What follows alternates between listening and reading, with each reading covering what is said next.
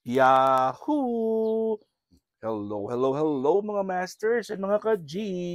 Good morning, good morning, good morning, good morning po sa inyong lahat dyan sa Pilipinas at sa buong Asian countries. And syempre kung saan habang napalap ng ating mundo ay good morning, good noon, good afternoon, good evening at good night na rin po sa mga matutulog na dyan. I hope that you had a great day today. At sa mga mag-uumpisa pa lang yung araw nyo, praying that everything will be great at lahat ng blessings po ay papasok sa ating araw na ito. At sa kalagitnaan ng araw naman, sa mga lunchtime na po dyan, happy lunch po at continue lang po ang ating pakikipaglaban sa ating buhay.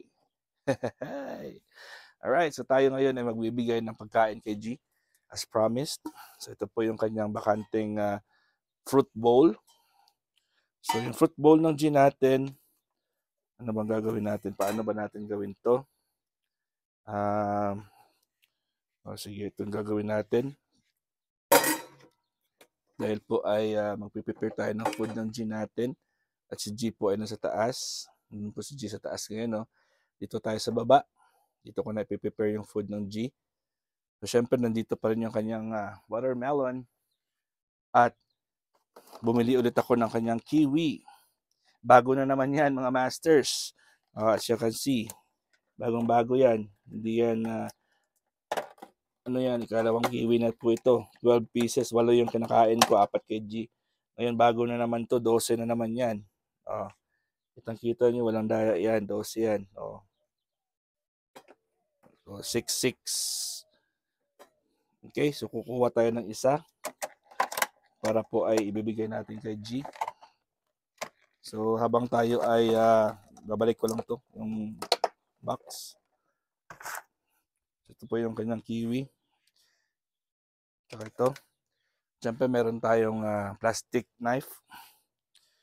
So, siyempre, ilagay muna natin ng kanyang watermelon. So, ang daming watermelon yan. Kasi, paborito ng G natin ang watermelon.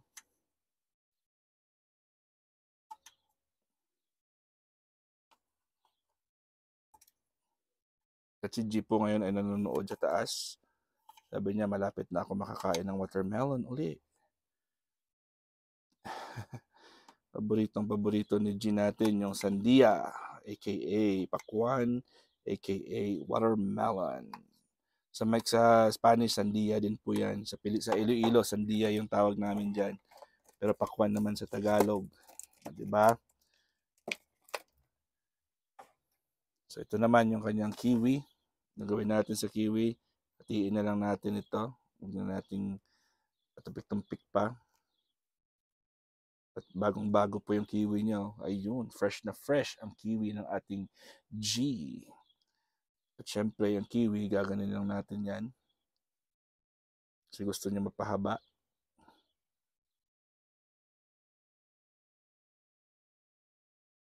Yan, mga masters. Hindi ko alam kung kumakain si G ng balat ng kiwi, pero wag na lang natin ilagay. Siguro kakainin niya yan kung nasa yung iguanang nasa forest, jungle.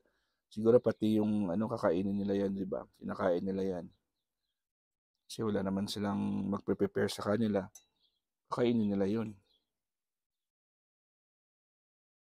Ako'y takam din po ako sa kumain ng kiwi. At yung kiwi po ay parang data ito. Yung bili ko nito, yung 12 pieces na kiwi is mga $5.90. $5.90. So mga $6 po. So parang 50 cents each po yung kiwi. Yan po yung presyo ng kiwi. 50 cents ang isa. O, di ba? So, hindi naman natin araw-araw binibigay yan kay G. Pero, siyempre, very nutritious. Known for its vitamin C po ang kiwi. At potassium. Very high in potassium po ang kiwi. So, ngayon po ay bibigay tayo kay G ng kanyang fruits. There, G. Go eat your fruits now. Yan. At ano ba yung inuuna ng G natin? Walang iba kundi ang kanyang watermelon. Watermelon talagang inuunan niya. O, diba? Simply shows na mas gusto niya yung watermelon compared po sa kiwi. Watermelon talaga yung inuunan ng G natin. O, diba? Mas gustong gusto niya po yung watermelon, mga masters. Yan po, oh. Gutom na gutom ang ating G. Siya ay takam na po sa kanyang fruits. Yan po, kain ng G. Habang ikaw ay nagpapa-recover. Siyempre, ito yung kanyang pangalang G. Hawakan lang muna natin yan kasi nahuhulog. Ano ba yung kinakain niya? Pinipili niya lang yata yung watermelon. Mamaya po ikakainin niya rin po yun yung kiwi. Paborito niya rin kasi yung kiwi. Imagine 50 cents yung kiwi mo, G. Ano yan? 30 pesos yan sa Pilipinas. 28 pesos yan. Isang kiwi lang. Sa'yo na pupunta yan. O, sabi ng G natin, masarap-sarap naman ito, Daddy. Favorite ko to, watermelon. Ayun, para wala ka namang kagana-gana. Sabi ng G natin. Ay, naku, Daddy. Kung alam mo lang, paborito ko yung watermelon na yan, Daddy. Katulad ako ng Big Earth ko, ng Ate Big Earth.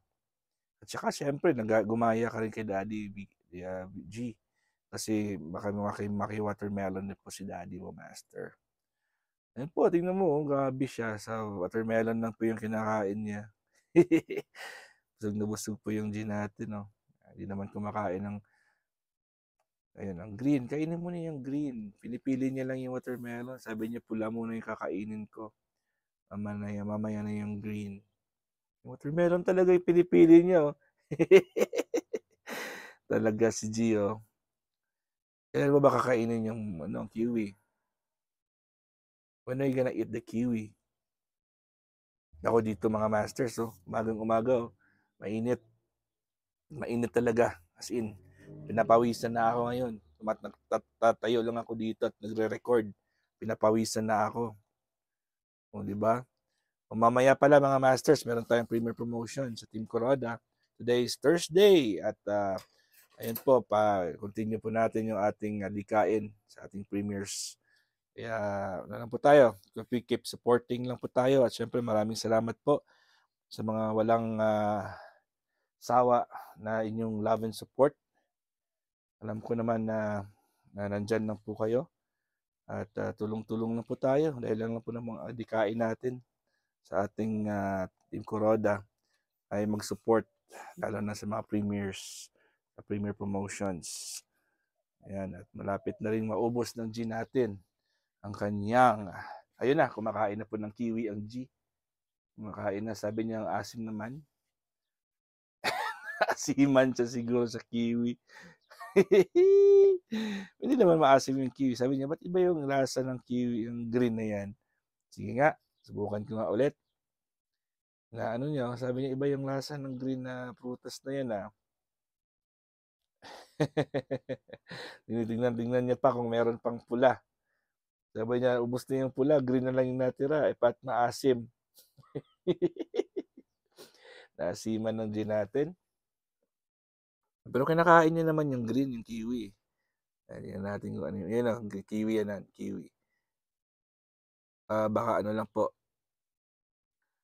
hindi niya po ayun na, kinakain niya na yung kiwi.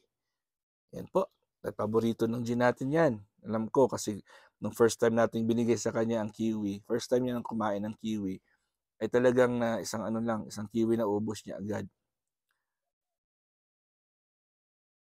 Alam ko na. Hindi siya po hindi niya po kayang yung kiwi kasi madulas po ang kiwi. Ang gagawin natin diyan ay wait baby, wait. Ako naman yung kamay ko naman yung titirahin niya. Tinitira niya yung kamay ko.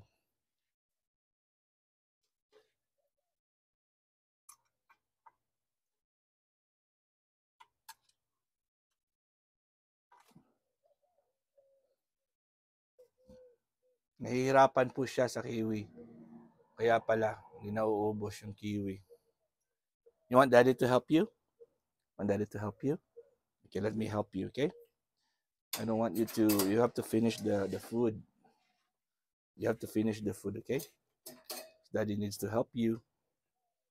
Okay, what we're gonna do is I'm gonna use this one. Here, G. G, here, oh.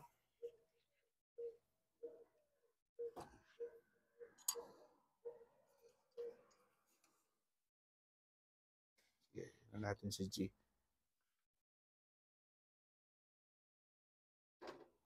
Ba't gusto niyo pa yung pati kamay ko kainin? Pati kamay ko gusto niyang kainin eh. Kasi si G talaga. Scorer talaga si G natin. Sabi niya, sarap-sarap naman ng prutas na to. Green yung kulay. Ano ba yan? Sarap na si G sa kanyang kiwi. Na malapit nang maubos mga masters. Ano? Yan. Here, some more. Here.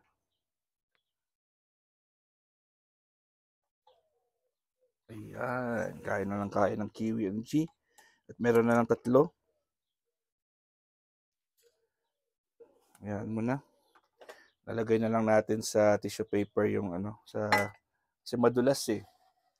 Madulas po yung lalagyanan ng kanyang kiwi. Paano ba yan? Papalitan natin. Dito natin ilalagay sa, meron akong, yung dati niya, yung bata pa siya. Meron akong binili na bowl sa kanya. Nung bata pa si G. Ano ko lang muna, hugasan ko lang muna mga masters. Yung kanyang bowl, nung bata pa siya. Alam ko ay pwede yan para sa kanyang kiwi. Kasi medyo mababa at nakaslant po siya. So I think hindi po siya mahirap pag doon ilagay ang kiwi niya. Subukan natin. Yung kanyang blue na bowl. Naalala niyo pa po ito noon? Yung kanyang blue na bowl. So meron lang po siyang 3 piraso ng kiwi dyan. Yan naman ang natira. Kaya pala hindi niya nauubos ang kiwi. Kasi pala madulas. Gustong-gusto niya pala yung kiwi kaso madulas. Here baby, there's some more. There's some more of your fruits. Here oh. G, you have some more of your fruits oh. Oh here. Here. G. Here. Get some more of the fruits. Natin yung kakainin niya pa yung fruits niya. I'm sure kakainin niya po yan. Kasi paborito niya yan. Here, G, oh. G, here's your kiwi. G, finish your kiwi, please. Because that's expensive. That's an expensive fruit. You have to finish it. Come here. Good daddy. Good daddy. Finish your kiwi, please. Okay. Finish your kiwi. Oh. Come here. You have to finish your kiwi, okay? Daddy wants you to finish your kiwi. Here's your kiwi. Oh. Here.